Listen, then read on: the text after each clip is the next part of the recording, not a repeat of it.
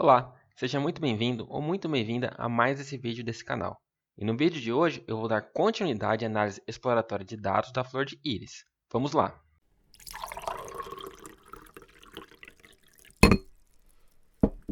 No vídeo anterior, vimos uma breve introdução sobre os dados da flor de íris. E nesse vídeo, nós vamos preparar os dados que iremos utilizar para a análise exploratória de dados. Eu vou começar apagando essa célula, vou adicionar uma nova célula de texto para deixar um pouco mais organizado o nosso notebook e vamos começar importando as bibliotecas que vamos utilizar.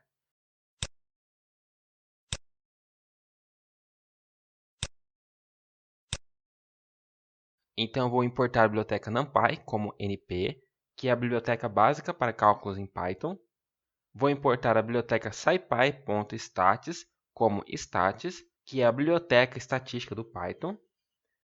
Vou importar a biblioteca matplotlib.pyplot como PLT, que é a biblioteca utilizada para o desenvolvimento de gráficos no Python. Também vou importar o Seaborn como SNS, que também é uma biblioteca gráfica, mas que é escrita em cima do Matplotlib e que deixa a criação de gráficos muito mais simples. E também vou importar o Pandas como PD, que é uma biblioteca absolutamente incrível para análise de dados e que simula uma planilha de Excel através de data frames, que facilitam e muito a nossa vida. E também vou importar o Python Version, então from platform import Python _version. E essa função ela vai mostrar para a gente qual a versão do Python que o Colab está utilizando nesse momento.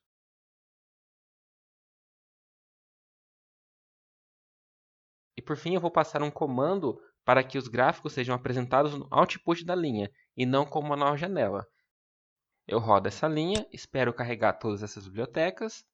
Pronto, então temos impresso aqui que a versão do Python que eu estou utilizando aqui é a 3.6.9. Então, caso você do futuro não esteja com exatamente essa mesma versão, talvez você tenha algum problema de compatibilidade, mas é improvável que isso aconteça. Agora que temos as bibliotecas importadas, precisamos importar os dados. É possível obter o conjunto de dados da flor de íris de diversas formas. Você tem esse conjunto de dados na biblioteca scikit-learn. Os dados também podem ser obtidos através do site da Kaggle, por exemplo, ou outros sites, mas a maneira mais fácil é acessar através da biblioteca Seaborn, que já traz esses dados em um dataframe bem legal. Eu vou alocar esse dataframe em uma variável chamada iris, que vai receber então sns.loadDataset e dentro dos parênteses basta passar a palavra iris como uma string. E nós já temos os dados. Caso você queira ver como é feito para criar um dataframe a partir de um conjunto de dados genérico e importar esse dataframe aqui no Colab, eu tenho um vídeo mostrando como que faz isso, e eu vou deixar no card em algum lugar por aqui. Agora, temos as bibliotecas, temos os dados e precisamos olhar os dados. Vou começar só olhando para como que está o nosso dataframe. E eu vou utilizar o iris.read para visualizar os dados. Esse comando ele vai imprimir para a gente as primeiras 5 linhas do dataframe. Se você passar algum número inteiro dentro dos parênteses, a função vai mostrar a quantidade de linhas que você passou. E poderíamos também utilizar o iris.tail, que ao invés de mostrar os primeiros valores, ele mostra os últimos valores do dataframe. Temos na primeira coluna os dados referentes ao comprimento das sépalas, depois a largura das sépalas, em seguida o comprimento das pétalas, depois a largura das pétalas e na última coluna temos a espécie da flor de íris, onde cada linha representa os dados de uma mesma flor. Para verificar como estão esses dados do dataframe, podemos utilizar o método iris.info, que vai retornar para a gente algumas informações sobre o dataframe. Então, nós temos 150 entradas, que variam entre 0 e 149. Lembrando que no Python, o primeiro elemento corresponde à posição 0, e por isso o índice aqui varia entre 0 e 149, e não entre 1 e 150, como aconteceria, por exemplo, no MATLAB. Então, nós temos realmente 5 colunas. Os dados das primeiras 4 colunas são do tipo float, ou seja, são números decimais, e a última coluna é um objeto e que armazena o tipo de espécie. E também não temos nenhum valor vazio, do tipo none ou algo do gênero, e que caso tivéssemos, teríamos de tratar eles antes de seguir com a análise dos dados. Para a gente saber quais as espécies que temos na última coluna, podemos utilizar o método iris.species, e repare que temos essa opção species porque estamos trabalhando com o dataframe, E depois disso, colocamos .unique. Esse comando vai retornar para a gente os valores únicos da coluna species, que são setosa, o versicolor e o virgínica, e também qual é o tipo desse dado. Os dataframes também têm uma função muito útil para calcular estatísticas das colunas, que é o método describe.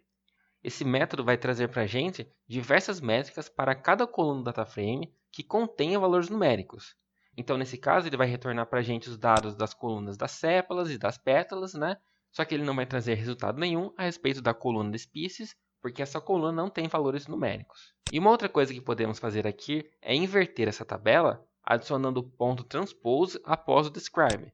E eu acho que essa forma de leitura da tabela fica um pouco mais fácil, pelo menos para quando temos poucas colunas, como é neste caso. Deixa eu só abrir um parênteses aqui rapidinho. Esse método .describe dos dataframes, ele assume como padrão que os dados são amostrais e não populacionais.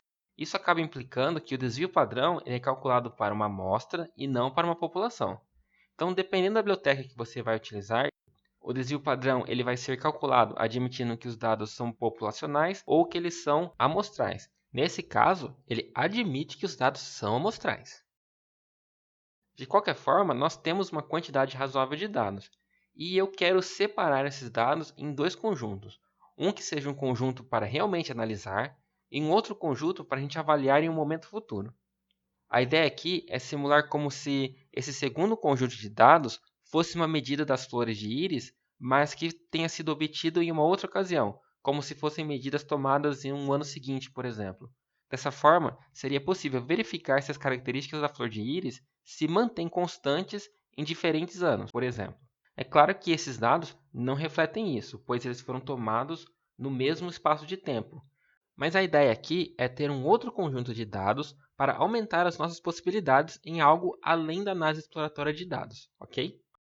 Bom, dito isso, vamos seguir. Tem alguns métodos para a gente separar os dados, que são bem mais eficientes do que eu vou fazer agora. Mas eu vou fazer com um passo a passo bem com calma para que você consiga entender melhor o que eu estou fazendo. Primeiro, eu vou separar os dataframe íris em 3 dataframes diferentes, um para cada variedade da flor de íris. Para fazer isso, eu vou utilizar o método .lock para acessar a coluna species e então atribuir o valor de cada espécie a um novo dataframe. Então, eu vou escrever íris.lock, vou abrir colchetes e escrever íris novamente, abrir colchetes novamente e passar a coluna que me interessa, que é a coluna species. E nesse caso, tem que passar como uma string. E eu vou verificar se o valor dessa coluna é igual ao valor setosa, como uma string, pois eu quero pegar apenas as linhas nas quais o valor da coluna species corresponde à string setosa.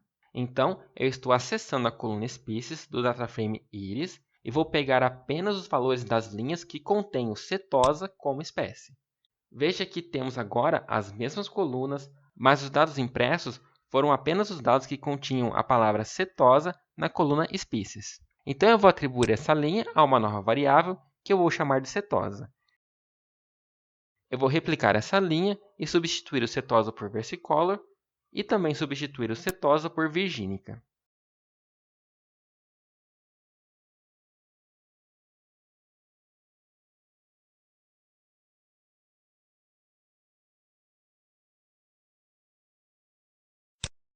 Agora, eu vou solicitar para mostrar os primeiros valores desses novos dataframes utilizando o comando read.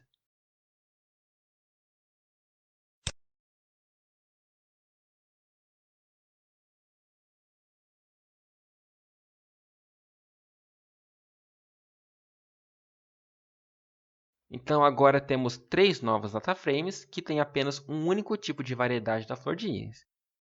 E agora eu vou separar esses dados.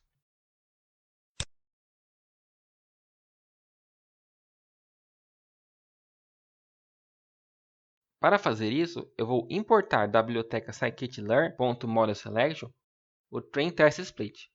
Essa função ela separa para nós o conjunto de dados em 2 grupos de forma aleatória. Eu poderia apenas separar os dados na forma que está, mas o correto é fazer aleatoriamente, para evitar qualquer tipo de viés, e por isso eu vou utilizar o train-test-split.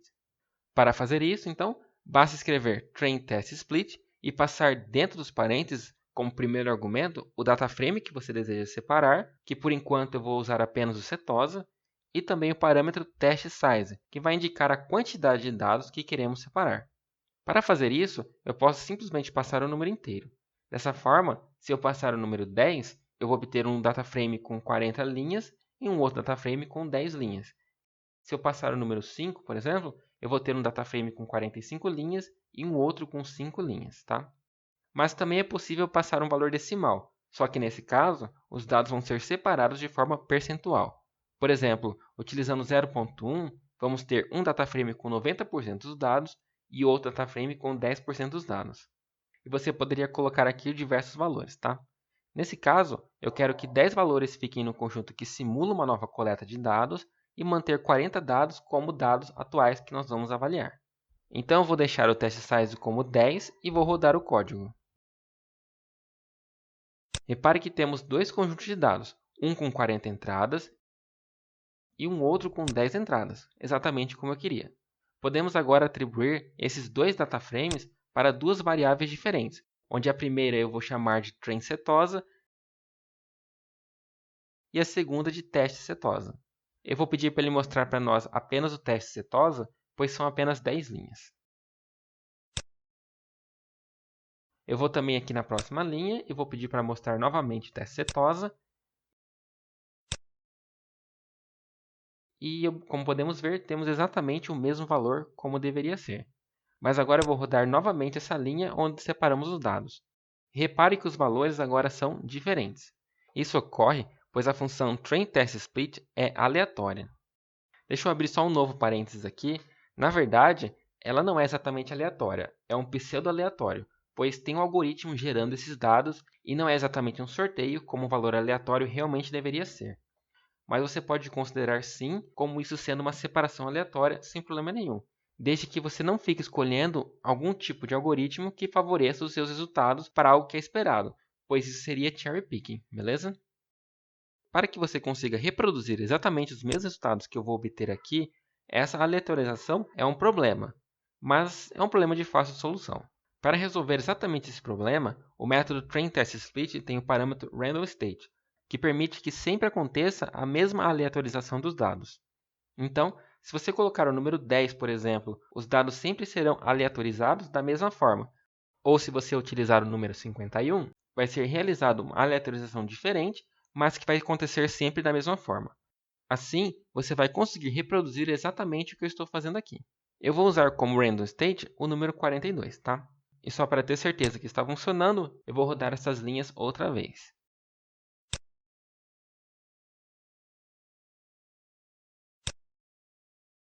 E temos que o dataframe se mantém com os mesmos valores. Agora eu vou fazer exatamente a mesma coisa para os dados da flor de íris virgínica e a flor de íris versicolor.